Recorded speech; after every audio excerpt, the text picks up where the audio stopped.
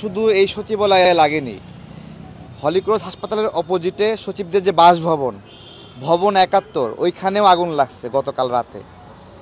আপনারা দেখছেন যে এইখানে এই পাশেও লাগছে, ওই পাশেও আগুন লাগছে, তাই না? আমার কথা, এখান থেকে সচিবদের বাসভবন এখান থেকে ৩ কিলো দূরে, ওইখানেও একই দিনে আগুন লাগছে একই সময়ে। আমার কথা হলো, কেন? শেখ হাসিনাকে যারা বিশ্বাস করবে, শেখ হাসিনা বাইতুল মোকাররমে সাপ ছেড়ে দিয়েছিল, সাপ জনসমাবেশে সাপ নিয়ে এসে ছাড়ে দিছে। সেই সাপের কামড়ে প্রায় 14-15 জন আহত হয়েছিল, 2 জন মারা গেছিল। রাজনীতির জন্য সে এমন কোনো নোংরা কাজ না সেটা করবে না, এমন কোনো নোংরা কাজ করবে না। এবং দেখেন, যখন শেখ পরিবারের সদস্যদের দুর্নীতি তদন্ত হচ্ছে, খোঁজাখুঁজি হচ্ছে, গতকালকেও আলোচনা হলো, তার আগের দিনেও আলোচনা হয়েছে, ঠিক সেই সময়ে আগুনটা লাগলো। এই সরকার হয়তো একটা পলিসি নিয়েছিল যে বিএনপি এবং জামাতকে বিট দিতে, অর্থাৎ ভারসাম্য করতে আওয়ামী সচিব আমলা দরকার আছে, তাই না? এখন দেখেন, এখন কিন্তু এই সরকারের প্রতিপক্ষ কিন্তু আওয়ামী লীগ না, এই সরকারের প্রতিপক্ষ কে? বিএনপি এবং জামাত। এবং এটা তাদের পলিসি ছিল যে তাদের অস্তিত্বের জন্য আওয়ামী লীগকে সব বের করবে না, এরকম পলিসি ছিল না? এরকম পলিসির ফলেই তো আওয়ামী লীগের সচিব আমলারা এখানে রয়ে গেছে, এরকম পলিসির কারণেই তো আলী ইমাম মজুমদারকে এখানে নিয়োগ দেওয়া হয়েছে। আজকে এই যে একটা পলিসি নিলেন, এই পলিসির ফলাফল আপনারা দেখেন। আগুন এক পাশে লাগলে আরেক পাশে মানুষ পালায়, সরে যায়। আর আগুন যদি 2 পাশ থেকে লাগায় দেয় তাহলে কি হয়?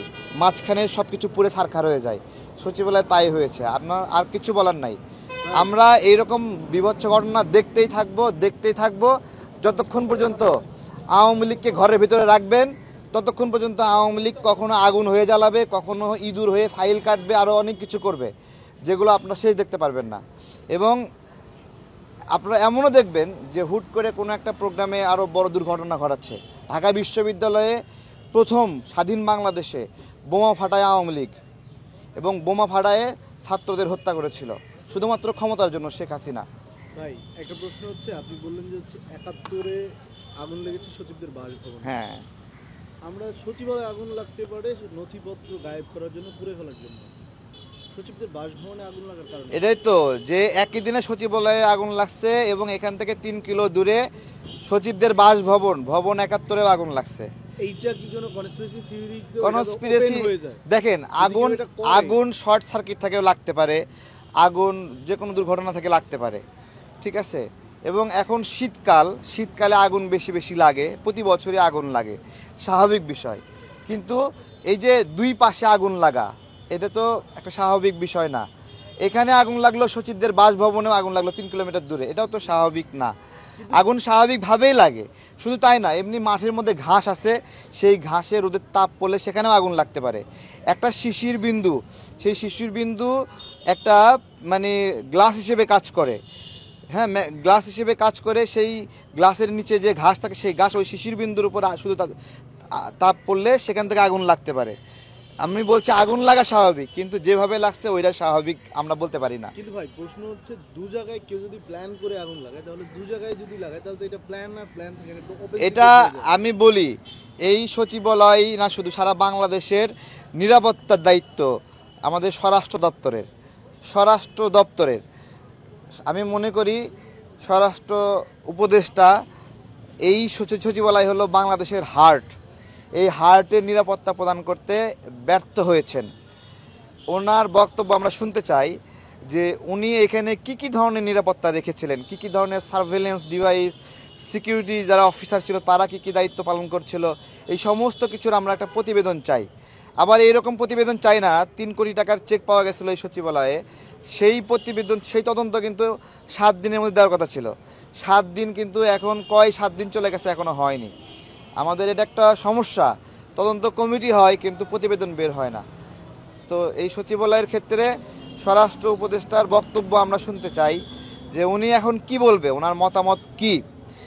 ওনাকে আমরা এর আগে পাসপোর্ট অধিদপ্তরের জালিয়াতির বিষয়ে একটা অভিযোগ দিয়েছিলাম যে এখানের যে সেলিনা বানু এডিজি, সে 7 দিনে 7.5 কোটি টাকা জালিয়াতি করছে পাসপোর্ট অধিদপ্তরে।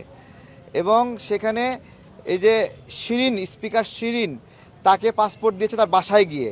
এখানে যে ডিজি নুরুল আলম, সেও এখানে জড়িত।